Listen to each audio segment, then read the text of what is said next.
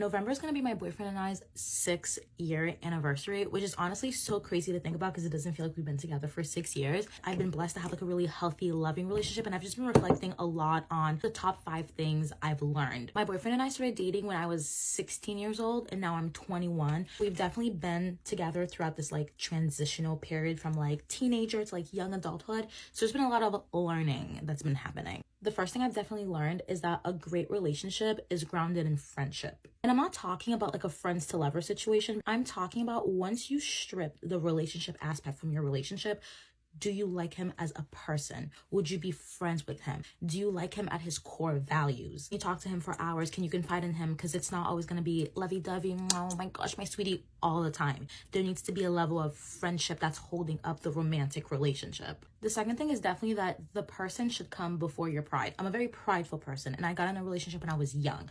So I have a really hard time admitting when I'm wrong. I unfortunately just looked at me admitting that I'm wrong as a sign of weakness, and there's no weakness in saying, you're right, I'm sorry, that was wrong on my part. That's something that I've had to learn with age and the years of my relationship. The third thing would definitely have to be that like people stress communication all the time. True, yes, you need communication, but you also need understanding, because if you're communicating and the person's not understanding where you're coming from, your efforts are in vain, baby. Okay, I think because we were so young, we kind of had to realize that like, okay, I'm communicating this need with you and you're not changing it because you're not understanding exactly what I'm saying and exactly what I need. The fourth thing I definitely had to learn is that it's okay to not be so strong all the time. I come from a family of matriarchs, all very strong women, all very headstrong women. So I've always been that way. So when I got into my relationship, I was like, this is what I like, this is what I don't like. I'm not going to put up with anything less, which he loved. But also, he also kind of felt like it's okay for you to not be so strong all the time. You can just take it easy and I got you. And that shit was nice, because how I was raised made me very independent. So I hate asking for help. I hate saying when like things are wrong, and that's just not going to work in our relationship. You have to be able to say like, I need help, I can't do this by myself. You get to be like soft and delicate, and I'm a soft and lover girl at heart, and I love it. And I think the last thing I've learned is to fight with respect.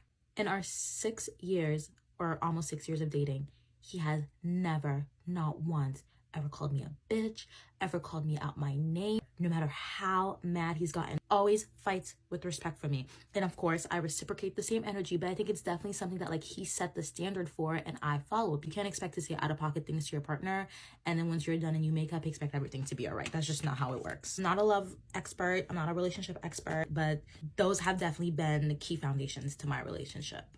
Good morning. I have a secret for you. I literally have a kid. I know, right? So here's the story time on how I got pregnant at 13. So, before I start, I don't want anyone to tell me I'm fucking lying. Okay, so I stopped to clean my room really quickly, but my mom went and got her from daycare while I was cleaning. And this is her. I don't even know where to start this.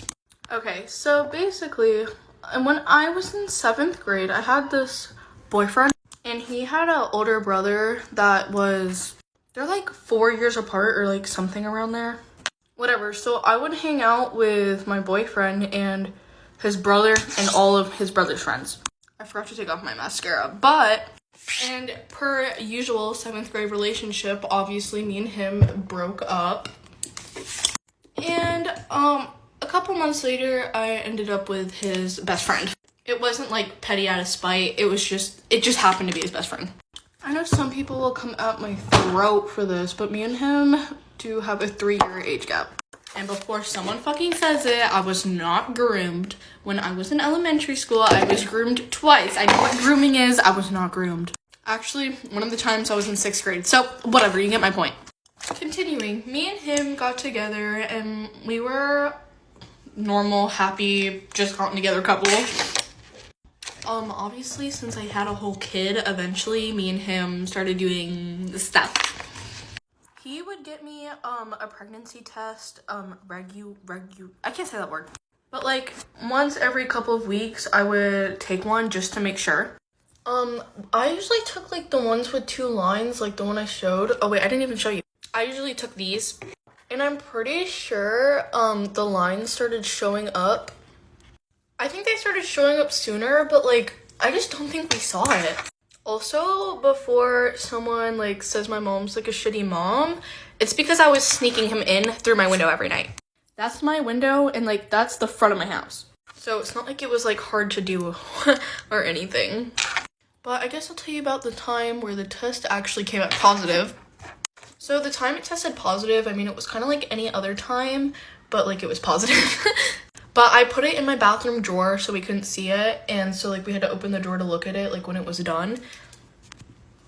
By the way, we were like doing something. Oh fuck. I'm not that dumb, so we were doing things to prevent it. But basically, I looked at the test first out of the drawer, and I just like, I opened it before he was like even behind me looking at it. So by the look I had, he knew I was serious. I'm so sorry, I ran out of time. But if you have any questions, I'll answer them. Hey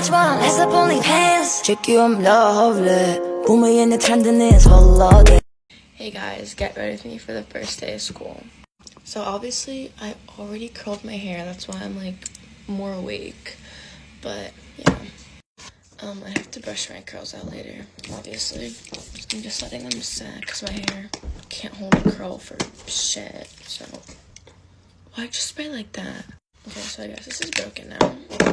I literally could not fall asleep last night, and I kept waking up in the middle of the night. Like, I went to sleep at like 12:30 after taking like 5 melatonin gummies, and then woke up at like 4:50, and I was like, no, like, go back to sleep.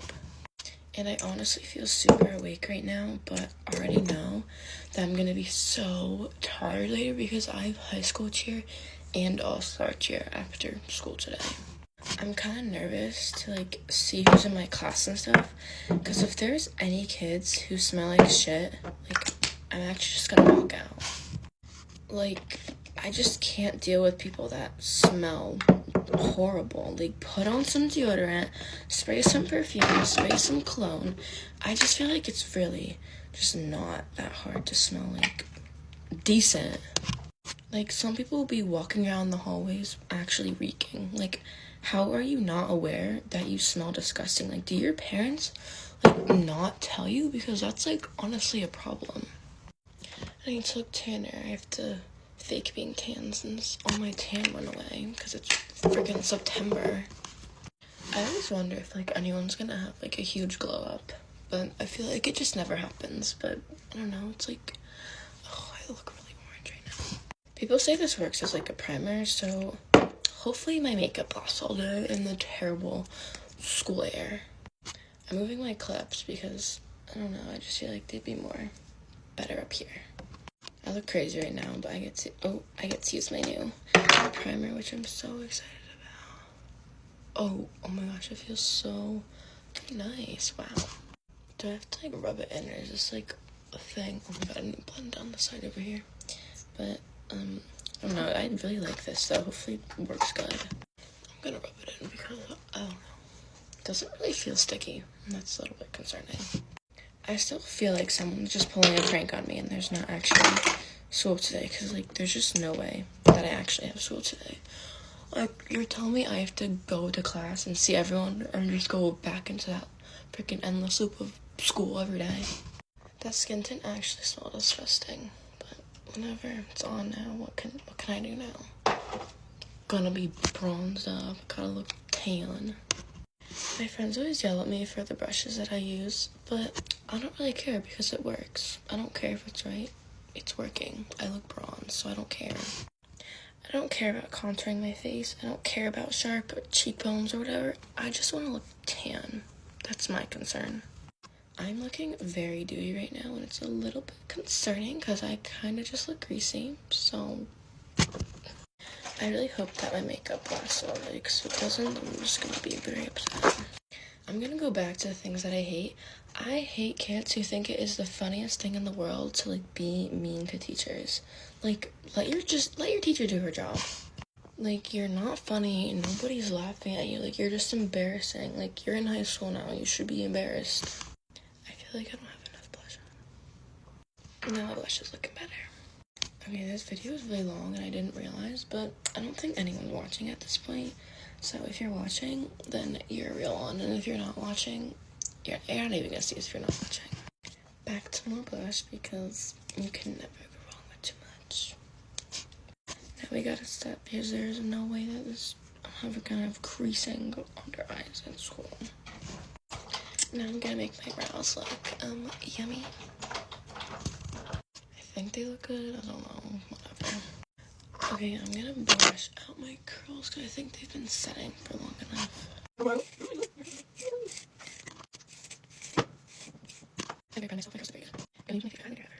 I did not realize that was all in 3X. I'm using my new mascaras. If my lashes don't look good today, I think I might just cry. So far, so good. I swear, fresh mascara, like, never disappoint. Now watch it start looking so bad now. I'm doing my second layer. My left side looks so badly. Why does my mascara look like freaking awful on this side? Okay, I actually think I just spent 20 minutes fixing my eyelashes, but it was worth it. Okay, I just changed and I still have to put on my perfume, but I'm leaving in like 5 minutes. Bye guys, thanks for watching.